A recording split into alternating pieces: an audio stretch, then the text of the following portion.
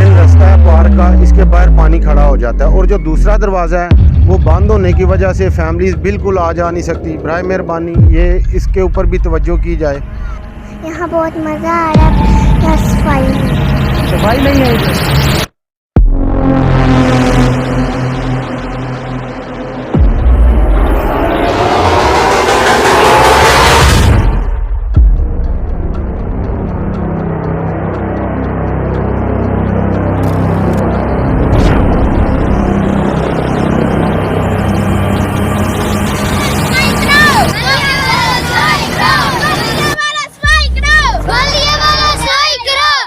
अस्सलाम वालेकुम नाजरीन, आप देख रहे हैं बिग न्यूज़ ग्लोबल।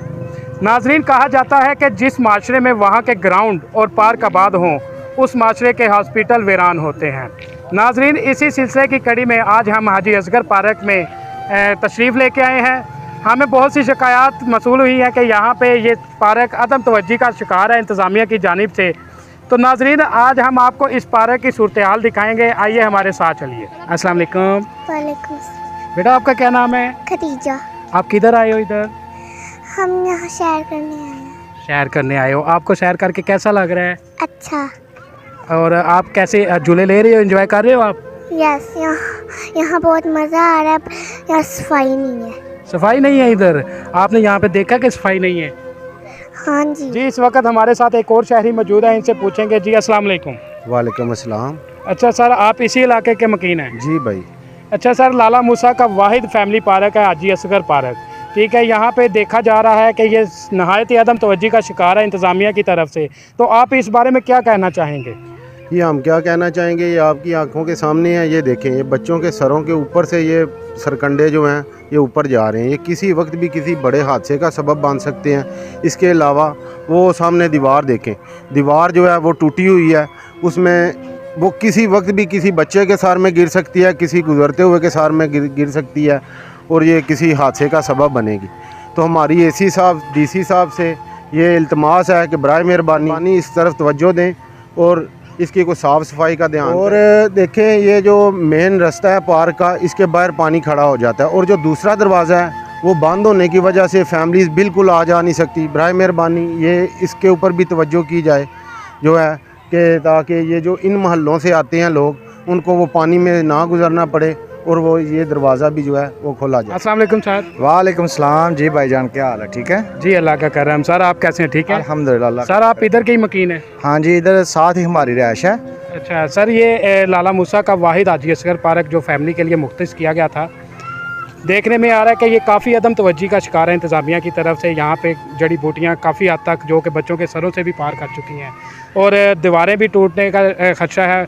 जहाँ पे हमने देखा है कि एक तरफ टूट भी चुकी है दीवार। तो इस बारे में आप क्या कहना चाहेंगे? इंतज़ामिया को क्या पैगाम देना चाहेंगे? मेरा इंतज़ामिया को ये पैगाम है कि हाजी असगर पार्क बहुत अच्छा पार्क है, फैमिली पार्क है हमारा, और हम सब तकरीबन अपनी अपनी फैमिली को भी साथ लेके आते हैं, ठीक है। तो इधर आराम से आके बच्चे झूले भी लेते हैं और फिर वॉक वगैरह भी करते हैं फैमिली, ठीक है। लेकिन जो बल्दिया है, जो इंतज़ामिया है ना, उसको चाहिए कि ये जो है ना मौसम जा रहा है ना, ये बरसात का मौसम जा रहा है, इसमें जड़ी बूटियाँ बहुत ज़्यादा बढ़ गई हैं।